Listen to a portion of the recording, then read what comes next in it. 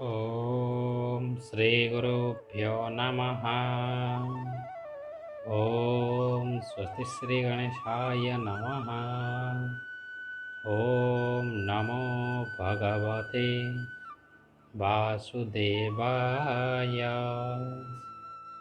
विगत अध्याୟରେ आमेମାନେ ଶ୍ରବଣ କରିଥିଲେ ଯେ ଭଗବାନ ଶ୍ରୀକୃଷ୍ଣ କହୁଛନ୍ତି, ଯେଉଁ ପୁରୁଷ କର୍ମଫଳକୁ ଆଶ୍ରୟ ନ କରି କର୍ତ୍ତବ୍ୟ କର୍ମ କରନ୍ତି ସେ ସନ୍ନ୍ୟାସୀ ତଥା ଯୋଗୀ ଅଟନ୍ତି। ହେ ଅର୍ଜୁନ, ଯାହାକୁ ସନ୍ନ୍ୟାସୀ ବୋଲି କୁହାଯାଏ ତାହାକୁ ଯୋଗ ବୋଲି କୁହାଯାଏ। ଯୋଗାରୂଢ଼ ହେବାକୁ ଇଚ୍ଛୁକ ମନନଶୀଳ ପୁରୁଷ ନିଷ୍କାମ ଭାବେ କର୍ମ କରିବା ହିଁ ପ୍ରକୃତ ଯୋଗ ପ୍ରାପ୍ତିର ଲକ୍ଷ୍ୟ ଅଟେ।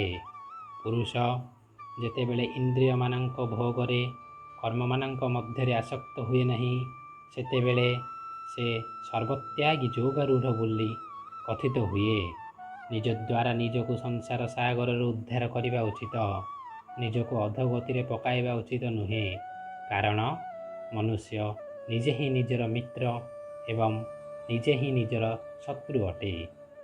ଯେଉଁ ଜୀବାତ୍ମା ମନ ଓ ଇନ୍ଦ୍ରିୟ ସହିତ ଶରୀରକୁ ଜୟ କରାଯାଇଛି, ସେହି ଜୀବାତ୍ମା ନିଜେ ହିଁ ନିଜର ମିତ୍ର ଏବଂ ଯାହାଦ୍ୱାରା ଏହିସବୁକୁ ଜୟ କରାଯାଇ ପାରିନାହିଁ ସେ ହିଁ ନିଜର ଶତ୍ରୁ ଅଟେ। ଏହାପରେ ଭଗବାନ ଶ୍ରୀକୃଷ୍ଣ ଆଉ କ'ଣ ସବୁ କହୁଛନ୍ତି ତାହା ଆଜି ଆମେ ଶ୍ରବଣ କରିବା। ଜିତାତ୍ମନଃ ପ୍ରଶାନ୍ତସ୍ୟ ପରମାତ୍ମା ସମାହିତଃ ଶୀତୋଷ୍ଣ ସୁଖ ଦୁଃଖେଷୁ ତଥା ମାନାପମାନୟୋଃ।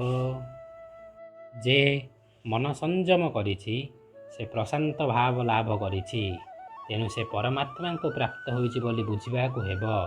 ଏ ପ୍ରକାର ବ୍ୟକ୍ତି ପକ୍ଷରେ ଶୀତ ଉଷ୍ଣ, ସୁଖ ଦୁଃଖ ଏବଂ ମାନ ଅପମାନ ସବୁ ସମାନ ଅଟେ।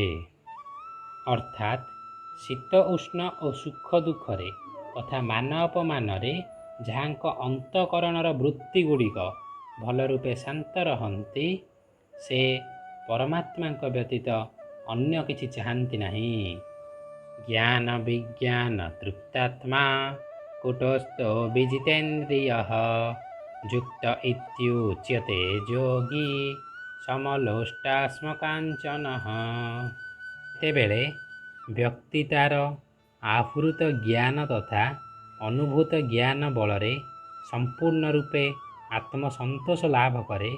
ସେତେବେଳେ ତାକୁ ଆତ୍ମଜ୍ଞାନୀ ଅର୍ଥାତ୍ ଆତ୍ମଜ୍ଞାନ ବା ଆତ୍ମାନୁଭୂତିରୁ ଲବ୍ଧ ଜ୍ଞାନରେ ସ୍ଥିର ହୋଇଥିବା ବ୍ୟକ୍ତି ଏବଂ ଯୋଗୀ ବୋଲି କୁହାଯାଏ। ଏ ପ୍ରକାର ବ୍ୟକ୍ତି ସର୍ବଦା ଦିବ୍ୟ ସ୍ତରରେ ଥାଆନ୍ତି ଏବଂ ଆତ୍ମଜିତ୍ ବା ସଂଯତ ଇନ୍ଦ୍ରିୟ ହୋଇଥାନ୍ତି। ସେ ଟେକା ପଥର ଓ ସୁନା ରୂପା ସବୁ ପଦାର୍ଥକୁ ସମାନ ଦୃଷ୍ଟିରେ ଦେଖନ୍ତି। ସୁହୃନ୍ମିତ୍ରାର୍ଜୁଦାସୀନ ମଧ୍ୟସ୍ତେ ଦ୍ୱେଷ୍ୟ ବନ୍ଧୁଷୁ ସାଧୁଷ୍ୱପି च ପାପେଷୁ ସମବୁଦ୍ଧି ବିଶିଷ୍ୟତେ। ଯେଉଁ ବ୍ୟକ୍ତି ସମସ୍ତ ମଙ୍ଗଳାକାଂକ୍ଷୀ ବନ୍ଧୁ, ଆତ୍ମୀୟ ସ୍ୱଜନ, ଶତ୍ରୁ, ମିତ୍ର, ଈର୍ଷ୍ୟାଳୁ, ପୁଣ୍ୟକର୍ମା, ସାଧୁ, ପାପୀ, ଉଦାସୀନ, ମଧ୍ୟସ୍ଥ ଆଦି ସମସ୍ତଙ୍କୁ ସମାନ ଦୃଷ୍ଟିରେ ଦେଖେ ଏବଂ ସମସ୍ତଙ୍କ ପ୍ରତି ସମଭାବାପନ୍ନ ହୁଏ, ସେ ଦିବ୍ୟ ଚେତନା ଲାଭ ଦିଗରେ ଅଧିକ ଉନ୍ନତି କରିଛି ବୋଲି ବୁଝିବାକୁ ପଡ଼ିବ। ଯୋଗୀ ଯୁଞ୍ଜିତ ସତତ୍ ମାତ୍ମାନାଂ ରହସି ସ୍ଥିତଃ ଏକାକୀ ଯच्चितात्मा ନିରାଶୀର ପରିଗ୍ରହଃ। ଯୋଗୀ ସର୍ବଦା ପରମାତ୍ମାଙ୍କ ଠାରେ ମନକୁ ଏକାଗ୍ର କରିବା ନିମିତ୍ତ ଚେଷ୍ଟା କରିବା ଉଚିତ। ସେ ଏକାନ୍ତ ସ୍ଥାନରେ ଏକାକୀ ବାସ କରି ବଡ଼ ସାବଧାନତା ସହକାରେ ସର୍ବଦା ମନ ସଂଯମ କରିବା ଉଚିତ। ସେ ସମସ୍ତ ଭୌତିକ କାମନା ଓ ଅଧିକାରିତ୍ୱ ଭାବରୁ ମୁକ୍ତ ହେବା ଉଚିତ। ଶୁଚୌ ଦେଶେ ପ୍ରତିଷ୍ଠାପ୍ୟ ସ୍ଥିରମାସନମାତ୍ମନଃ ନାତ୍ୟୁଚ୍ଛିତଂ ନାତିନୀଚଂ ଚୈଳାଜିନ କୁଶୋତ୍ତରମ୍।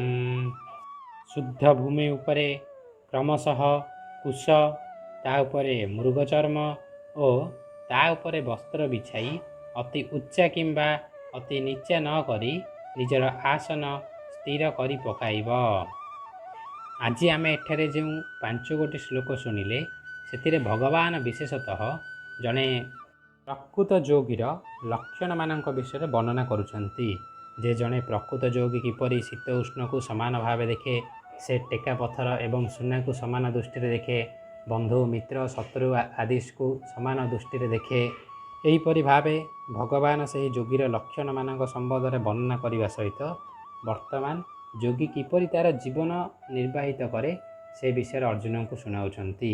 ଭଗବାନ କହୁଛନ୍ତି ଯୋଗୀ ଏକାନ୍ତ ସ୍ଥାନରେ ବାସ କରି ସବୁବେଳେ ଭଗବାନଙ୍କୁ ସ୍ମରଣ କରିବା ଉଚିତ। ଶୁଦ୍ଧ ଭୂମି ଉପରେ ମୃଗ ଛାଲ ପକାଇ ତାହା ଉପରେ ଆସନ ତିଆରି କରି ଅଧିକ ଉଚ୍ଚା କିମ୍ବା ଅଧିକ ନିଚା ଆସନକୁ ନ କରି ସମାନ ଭାବେ ଆସନ କରିବ। ଆସନ ତିଆରି କଲା ପରେ ଯୋଗୀ ଆଉ କ'ଣ କରିବ ତାହା ଆମେ ଆଗାମୀ ଅଧ୍ୟାୟରେ ଶ୍ରବଣ କରିବା। ସେ ପର୍ଯ୍ୟନ୍ତ ବିଦାୟ ଦିଅନ୍ତୁ। ରହୁଛୁ। ନମସ୍କାର। ଜୟ ଜଗନ୍ନାଥ।